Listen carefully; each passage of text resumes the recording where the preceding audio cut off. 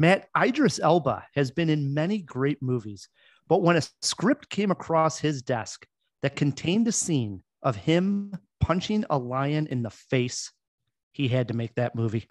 The new film is simply called Beast.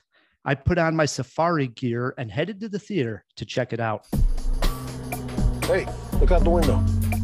Welcome to my party, guys. Look, punching a lion in the face sounds silly, but Beast actually takes itself quite seriously. Idris Elba plays Nate, who, along with his two daughters, travels to Africa for a safari getaway. He was recently separated from his wife, who became ill and passed away. This trip to Africa is a good way to get closer to his daughters and give them time to heal. Keep the girls in the car. Stay in the car, okay? Just stay in the car. But Diabolo? Okay, what's he saying? Diabolo means devil. They're visiting an old friend of his played by Charlton Copley. Copley takes them out to see some animals when things go horribly wrong. Stranded in the wild with an angry lion hunting them down, they must figure out how to survive the night and somehow get back to civilization without a working vehicle. The serious setup of the characters really helps the believability of the story. Beast knows what it is, does not try to do too much new to the formula, and because of that, it succeeds.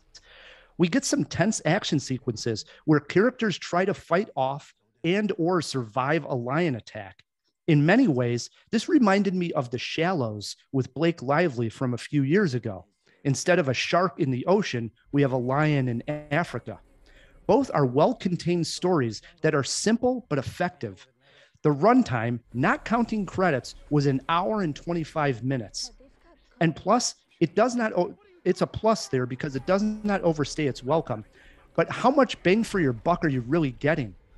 Ultimately, I wouldn't recommend spending $10 at the theater. Maybe wait for it to stream. But overall, Matt, this is a mild recommend for Beast.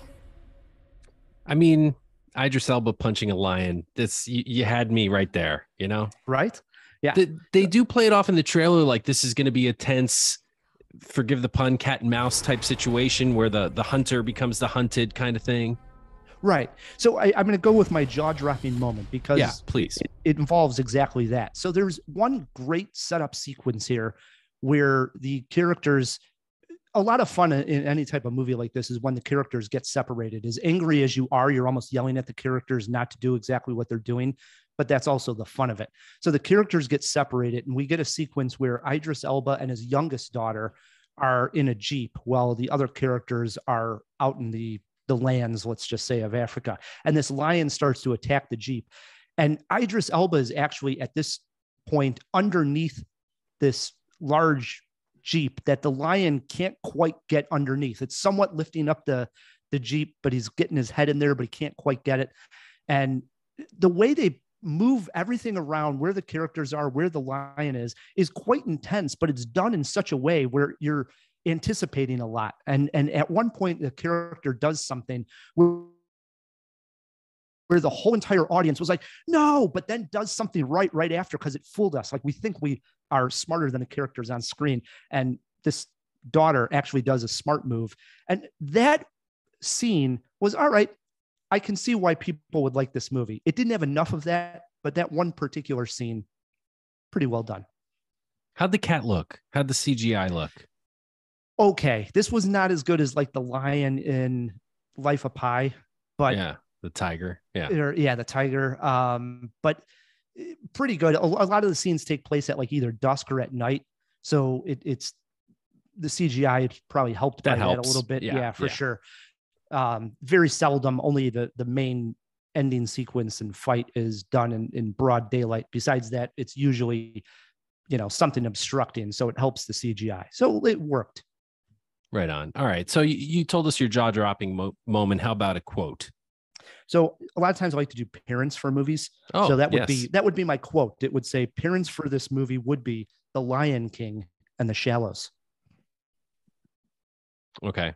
Not as familiar with The Shallows, so it's a shark trying to just kill Blake Lively for 90 minutes. Right. Yeah. You know what I mean? And in here you got a lion. It's basically Scar from The Lion King trying to kill Idris Elba for 90 minutes, you know? Yeah. Sounds like fun. Yeah, So how many Jaws?